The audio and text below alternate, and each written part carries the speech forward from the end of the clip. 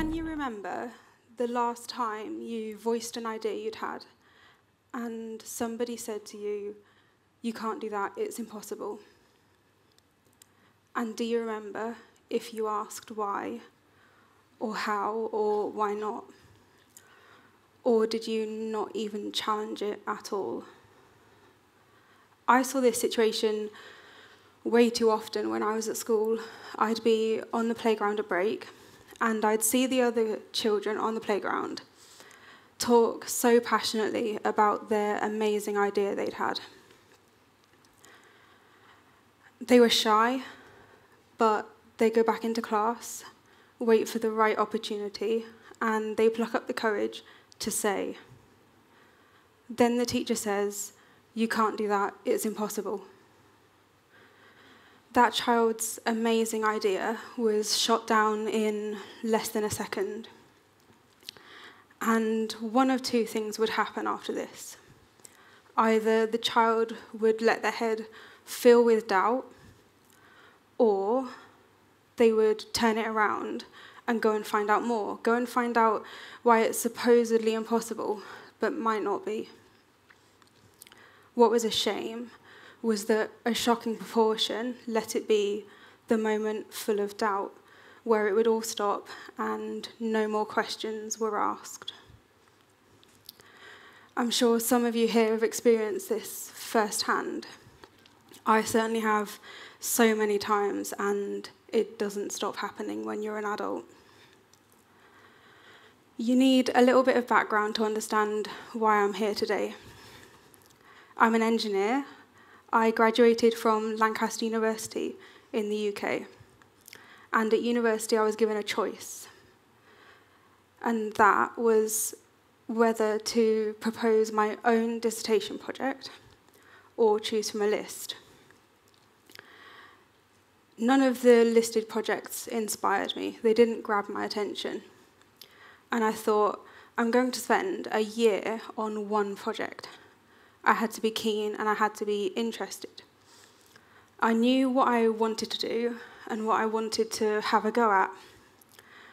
And I thought at the time, if I end up helping somebody else out or changing something for the better, that's a huge bonus, but it can't hurt trying.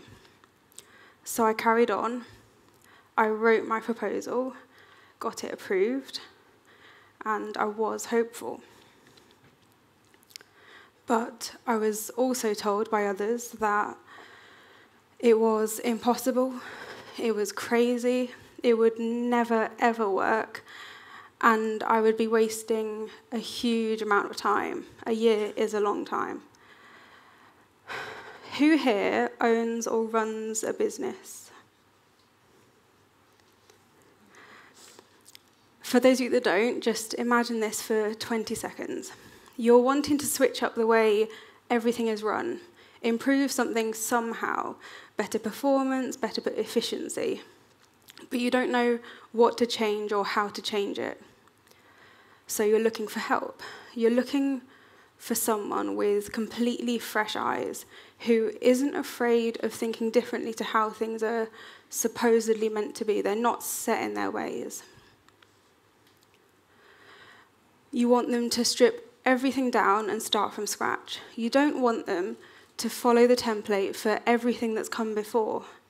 If you follow the template for everything that's come before, you go down the same roads again and again. And that's the key. If you want such a different outcome, such a different change, you don't follow the same template as before.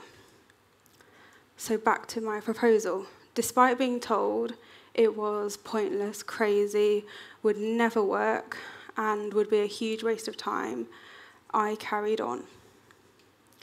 I started in October, and by June, I'd filed my own patent application for my flywheel energy store. For 10 months, I hit so many brick walls, so many times, and I would end up thinking, maybe I can't do this. Maybe this just isn't possible. So I would ask for help. But when you're doing something so different from the template, the help and advice is rare. And despite the best people wanting to help you, sometimes they just can't. And that's when it's completely down to you. It's down to you to decide for it not to be the moment of doubt. When you're starting to think, maybe I can't do this, you have to choose for it not to be the moment of doubt. You have to choose for it to be the point where you turn it all around and go and find out more. I chose for it not to be the moment of doubt, and it turned out to be my moonshot. I ended up with something 15 times better. My flywheel energy store is 15 times more energy dense than anything we've ever had on the market. To put that into context, I'll give you a couple of examples. Who here has an electric car? A few. We all know their huge problem is their mileage. We can drive 200 or 300 miles, and then we have to stop and recharge. Another 200 or 300 miles, we stop and recharge. Now imagine being able to drive over 2,000 miles, not all in one go, and only then having to stop and recharge. What about solar panels? Who's got solar panels on the roof of their own house or their neighbour's house? A few more hands. At the moment, we feed back the energy that we've harvested back to the grid supply, and you get a small discount. But imagine being off-grid. Imagine being able to efficiently store all the energy that you've harvested in units this big. You'd have your own independent, reliable energy supply that's also maintenance-free. You do nothing. Now, I think, or I hope you'll all agree, that both those examples are something everyone could benefit from here. So I hope you'll also agree that my proposal and my entire project was neither pointless, crazy, impossible, or the huge waste of time I was told it would be. If I can achieve something that's 15 times better than what we had before, we all can. And I'm here to show it's not anything to do with luck, and it's not a single eureka moment. It's a way of thinking, it's an approach and a mindset, and of course, some hard work to go with it. Every day, we make changes. We make incremental improvements, and we see small things get better. But we become less ambitious. We stop aiming for much more than 10% better than now. We tell ourselves that when we dream of 10 times better, that it's only what we'll see in sci-fi films and never in our lifetimes, like it's too outrageous to achieve. Larry Page put it as, good ideas are always crazy until they're not, and he's quite right. So many times I'm asked, what's the hardest part of all of this? And so many times I'm asked or expected to say that it's a part of the technology, the engineering, that there was one part of the design that just took me ages to get right. And I can never say that it's the engineering that's the hardest part, despite being difficult, quite difficult at times. The hardest part, for me, are the roadblocks that come your way.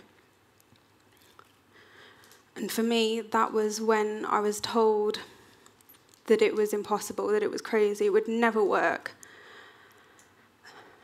The hardest part is when you're doubting yourself the slightest bit, and those comments play back in your head.